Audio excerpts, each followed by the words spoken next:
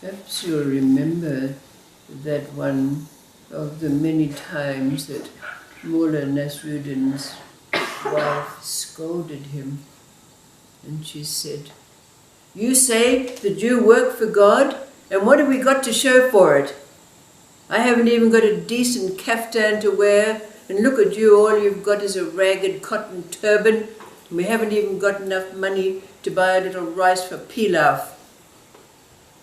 So taking this on board, Mullah Nasruddin went out into his backyard and looked up at the sky, and he said, "Oh God, you know that I've been a faithful servant to you all of my life. Couldn't you give us just a little bit of recompense or maybe a bit of back pay?"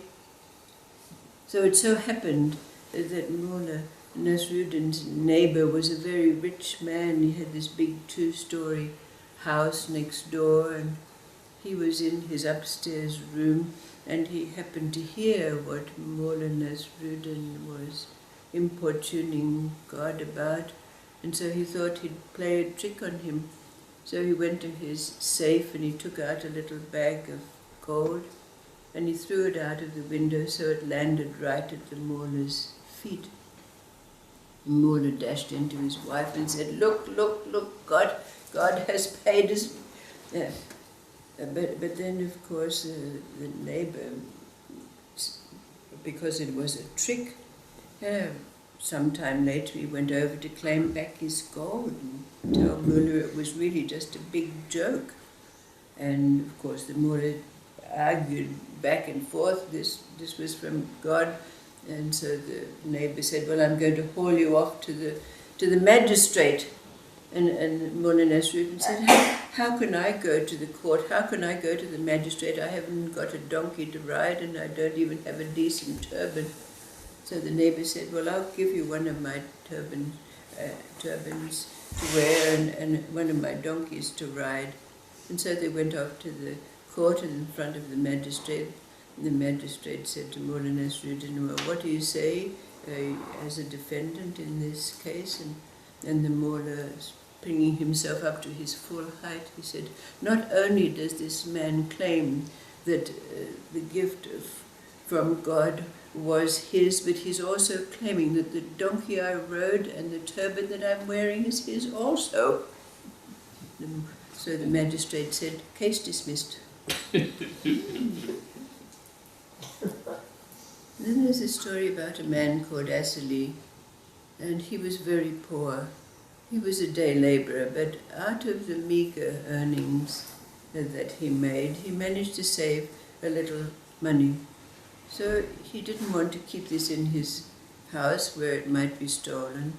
So he took his money to a trader who he thought was an honest man to take care of it for him. But after some time he had a need to purchase some basic necessities.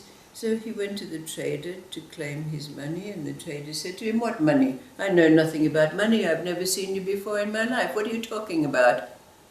So of course the poor Asali went off. He was totally shattered. What could he do? He hadn't got any receipt from the trader in any way at all, so he had no proof that this money had been given to him. So, bewailing his fate, he climbed up on his roof and he too importuned God, bewailing his destiny. But as it happened, a wandering dervish came by just as he was up there, and this dervish, in the way of dervishes, was rather a frightening looking character. He had this long black beard and piercing eyes, and there were superstitions abounding at that time that these dervishes, and under their patchwork clothes, the cloaks, that they had these accoutrements of magic. So Asali was quite intimidated by this fellow, But Dervish, in the way of dervishes, could read his mind and said to him, well, I may appear to you to be evil, but my intent is good, so I may be able to help you. And then he went on his way. And Asadi scratched his head, but he was still totally intimidated because of what he had known about these dervish beings. But as it happened, Asadi was walking down in town just past the trader's shop a few days later, when the dervish came the other way, and he greeted Asali, my old friend, I'm so glad to see you. Please, please, please, I've decided to invite you to my house to tell you my secrets. But Asali didn't even know where the dervish lived, so he didn't know what he was talking about. But Asali went on his way, and so too did the dervish. But unknown to them, of course, the trader in his shop had seen and overheard everything that was going on. And that night there was a knock on Asali's door, and when he opened it, there was the dervish, and the dervish said, well, how much did he give you? And Asali said, well, he gave me 5 times what I'd given him to take care of for me. So the dervish replied, you see,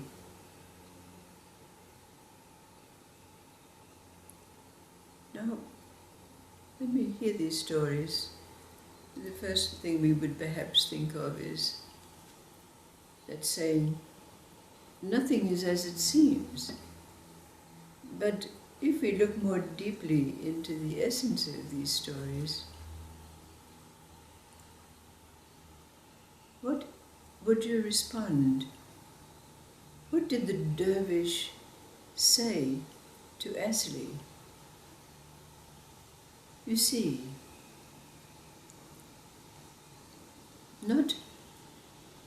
nothing is what it seems, but something that is obvious from our experiences.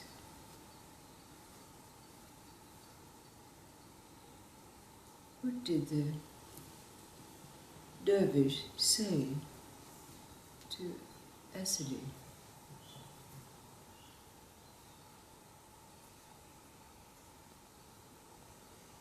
What's your experience? It's what the mind What's puts onto action or thought. You know? Yes.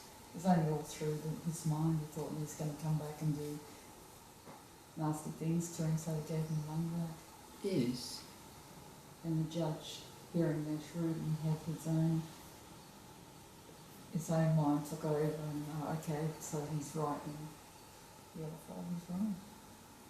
It's our own perceptions, is it? Deeper.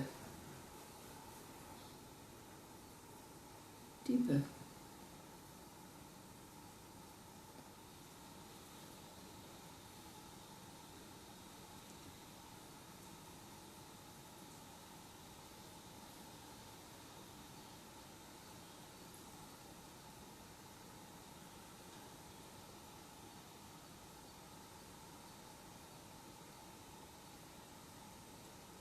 And I think that the fellow who stole off Asali, it was his own conscience that made him give the money back.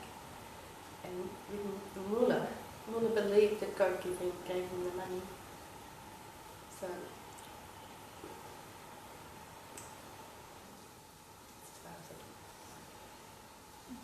At another level, what sprang to mind was the importance of appearances. Right. That's what swayed the action or the reaction. Yes. Appearances, perception, awareness.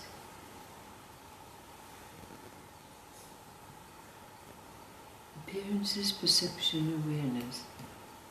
whether God knew how the mind works and they used it. Right.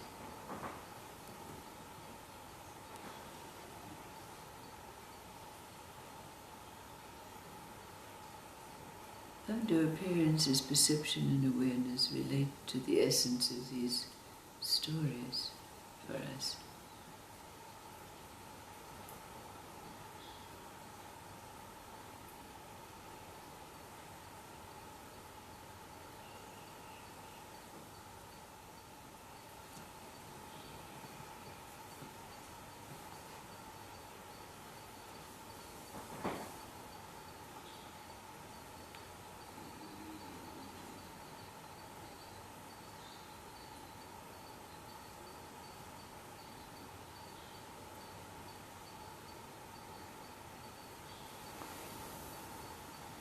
It only worked though because people actually believed that the guru or whatever actually had the secrets. Yes. And so everybody believed that. If they hadn't have believed that, it wouldn't have worked. No. So how does this relate to appearances, perception and awareness in life for us in the place we find ourselves? No.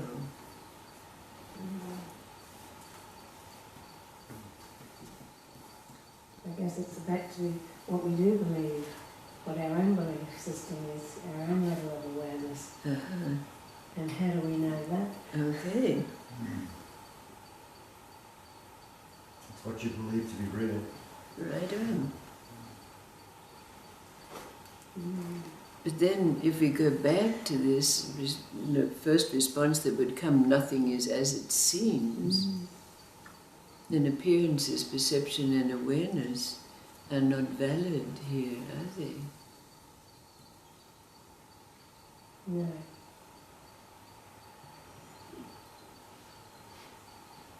Well, then we all just have to come back to God. Mm.